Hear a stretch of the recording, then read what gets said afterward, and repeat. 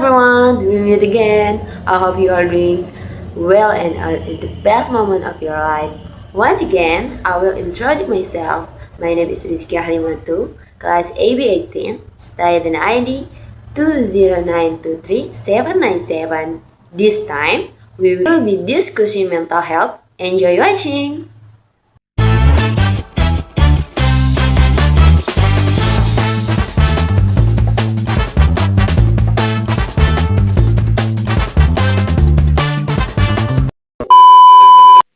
Good morning. What's your full name? Good morning, Chu. My name is Rizkiya Halimatu sya'diyah. Okay, Rizkiya. Can I see your identification, please? Christin, of course. Here it. Thank you, Rizkiya. Let's talk about emotion. How do you usually deal with stress? I usually deal with stress through two main methods: physical activity and self-reflection, which usually involves isolating myself when stressed. I immediately look for activities that get my body moving, such as like exercise of cleaning the house, anything that keep me busy and help divert my mind from the sort of anxiety. After that, I like to be alone for a while to sleep or crying. Do you think you are good in managing your own emotion? I found that I can be quite explosive and I'm not good at managing my emotion. Over once I raise my limit, I will go silent. I will take a deep breath and stop talking, then choose to leave because that is my threshold before I'm much bigger at first. When do you usually talk to when you feel strong emotion like angry, sad, or excited? For very strong emotion, whether it's deep disappointment or overwhelming joy, I used to talk to one or two people close to me in my life, but that was before. Now I prefer to keep it within myself because everything feels pointless, as if no one truly cares about me except myself. What do you do to stay emotional healthy? To maintain emotional health, I focus on the three. First, I reassure myself that everything will eventually return to normal. Second, I have to crying alone. It helps to release some of the burden. Three, I will eat chocolate as my fine reveille while listening to my favorite music. This give my mind a much needed break from responsibility and help me stay balanced. When it happened, I truly felt destroyer. I had never been then broken before. I start drawing line on my hand with a fan, trying to stop myself from taking a knife. What caused it was definitely all the pressure. Since I was little, truly being born as the first daughter in an incomplete family is the last thing I would ever want to pass on to my own children later. This older sister has to reflect the role of both mother and father for her younger sibling, but they even forget that I'm also a child.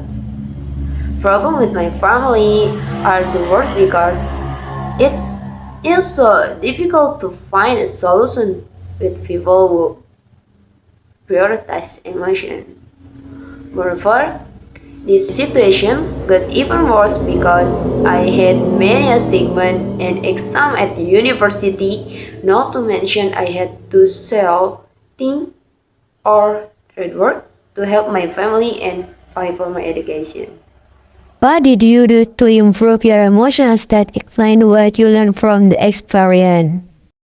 I definitely deal with it by being silent and crying because it was too heavy for me to the point of driving me crazy. Then I would sleep and I usually I had to give in no matter what happened or who is wrong. I'm still the one at fault. Although my story might be a little unpleasant to hear, I once heard words like this. Mental problems are different. A person will never truly understand until they experience it themselves. After everything happened, I became close to my God. And as if everything as part of life journey, I have met peace with everything that happened and start focusing on my studies and religious devotion and everything start to improve, include my relationship with my family. How important is emotional health compared to physical health? Emotional health is equally, if not more, critical than physical health.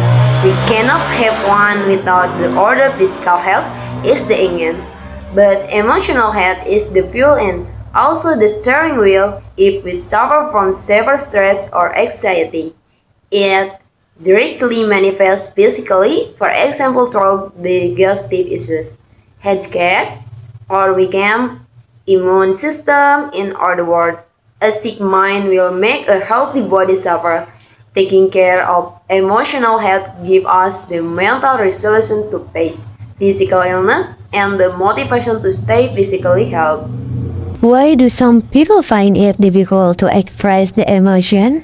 This difficulty legally stems from socialization, and for many people are taught from a young age to suppress emotion, as especially thoughts demand negative like anger or sadness, with saying like "boy, don't cry."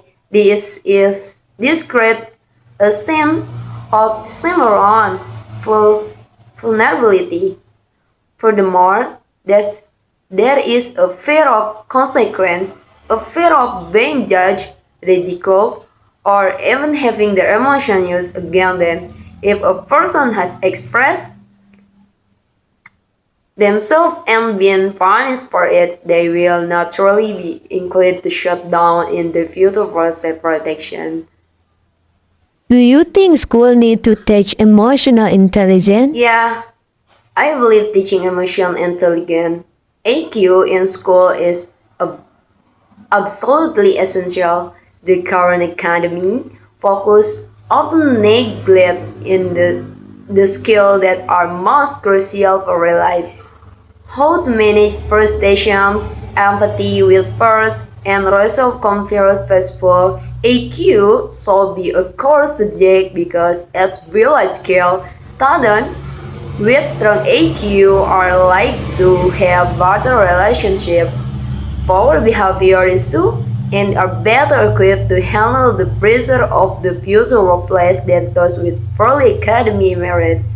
Oh, does social media affect people's emotional well-being? The impact of social media complex, but it tends to be net negative for many people. The main influence is constant social comparison. Social media present an idealized high quality version of life, and a person compares the behind the scene of their own life to the highlight reel of others. It can trigger feeling of envy, inadequacy, and loneliness. Additionally, its relentless nature and push notification can create an addiction cycle and express anxiety, disrupting sleep and focus. Okay, guys, thank you for listening to my little story talk. See you again. Don't forget to like, comment, and share. Bye bye.